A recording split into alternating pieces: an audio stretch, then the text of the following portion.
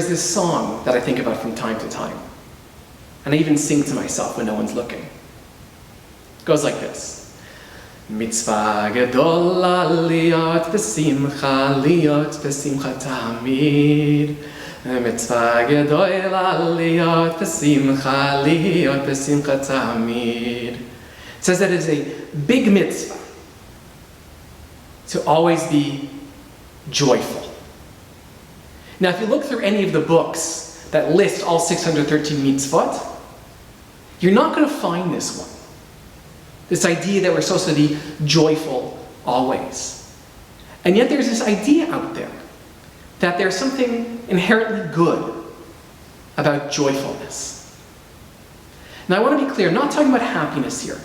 Happiness is something which I think is actually much more complicated. Something which sustains us, and it's deep down, and it's long-lasting. Joyfulness is actually momentary. It's an attitude we choose to take at that moment in life, whatever that moment might be. It's usually a conscious decision. I'm going to be joyful right now. And our text suggests that actually doing things with joyfulness, particularly worshiping God, but in other areas as well, is actually critically important to your life as a Jew. In Psalms we learn, עבדו את השם בשמחה, בואו לפניו, לפניו ברננה. We learn they should worship the Lord in gladness or joyfulness. They should always come to God with shouts of joy. That every time we engage with God, which by the way, is a lot of times, at least it should be, we shouldn't be dour, we shouldn't be sad. We should be excited for that moment and be joyful. The text from Deuteronomy speaks to what happens if we aren't joyful in our worship in God.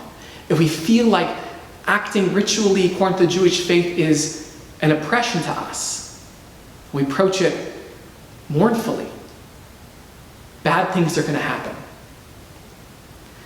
In the Sheva Brachot, in the 7 blessings we say underneath the wedding canopy, and the last one we conclude that God is the one who is Asher barasa son v'simcha, who created joy and happiness. That God is the creator of these virtues, of these emotions, and so we should embrace them. That we should embrace the world as if we are the bride or the groom underneath the chuppah, trying an orientation of joyfulness. And again from Psalms, we have a verse which we recite during the high holidays, after the blowing of the shofar, right before we blow the shofar. That happy is the people who know the sound of the shofar, and is those people who walk in the light of God's presence. Now, of course, there are moments where joyfulness is entirely inappropriate.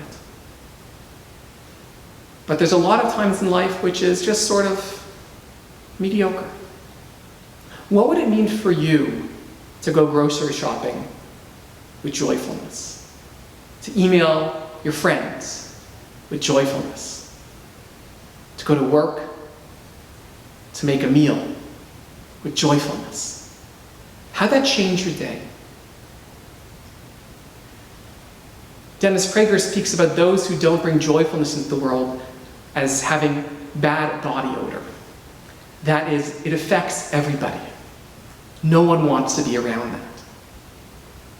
You don't want to be the person who brings other people down. You want to strive for, even in that moment, a greater degree of joyfulness. It can make the world a difference, not just for you, but for everyone you encounter. So I challenge you today, and as we head into the new year, be joyful. Make that choice for yourself. Think about how it's hard for you to do that sometimes, and when perhaps you can grow in this nidah.